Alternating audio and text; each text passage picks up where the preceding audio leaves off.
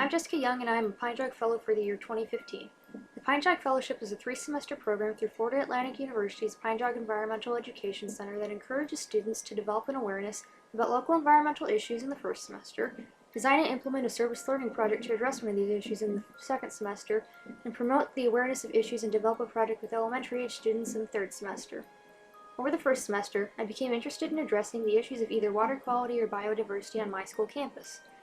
I ended up working on both, with a focus in biodiversity, by planting an urban wetland in one of my school's retention ponds. I found this to be the best project option as the school didn't need incorporated habitats like a butterfly garden, since we already have 3. The issue that my project addressed was the underutilization of one of my school's retention ponds as valuable wildlife habitat and as a system that can provide ecological services like water purification. To complete this, I requested the help of my school's National Environmental Honor Society, Environmental Club, and Key Club in planting the wetlands.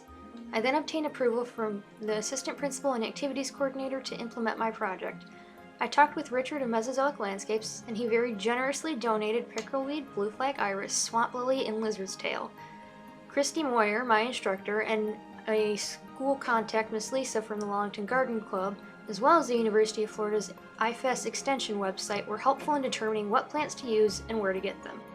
Community-based social marketing tools I used to encourage support of the project and for the project to move forward were verbal presentations to members of the National Environmental Honor Society and written commitments to attend the planting from them, as well as the incentives of community service and meeting the 1 event per semester requirement for the Honor Society.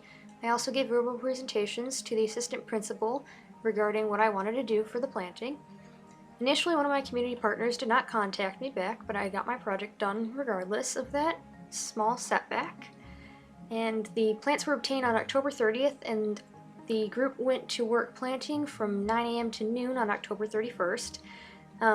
Native Florida apple snails were also added into the wetlands to encourage biodiversity and the return of some birds to the pond. And observations of the wetlands after planting showed some ibises and egrets had actually returned to the pond, as well as reports of an anhinga, tricolored heron, and some more ibises. I hope to see other wildlife like limpkins and maybe larger herons and cranes use the pond in the future. That's ideal. That would be very great. 24 people showed up, 17 with Key Club and 7 with the National Environmental Honor Society to help plant the pickerelweed, iris, swamp lily, and lizard's tail. Outcomes of the project included increased biodiversity with the 20 Florida apple snails now in the pond. There were also 10 white ibises, 1 tricolored heron, and 4 egrets seen in a 1-month time frame. There were some reports from other students of an anhinga and more ibises found in the pond. There is also an increased wildlife habitat on the campus. The potential native wildlife habitat on campus went from 47.5% before the project to 70% after the project was completed.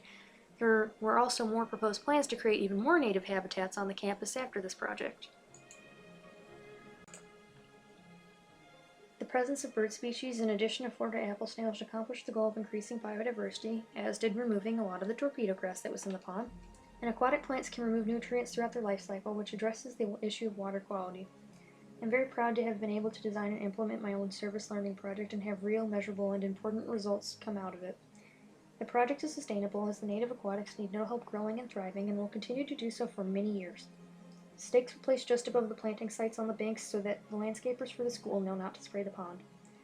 I hope to see the continued visitation of wildlife to the pond and would like to continue observations into next year and hopefully the year after that.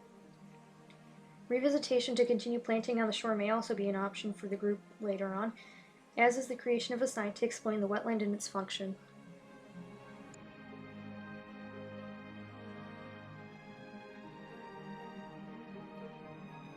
In closing, I am thankful for the opportunity to be a leader and construct my own service learning project, and would like to extend my deepest gratitude towards my instructor, classmates, fellow society members, community partners, other volunteers, and family for making this project possible.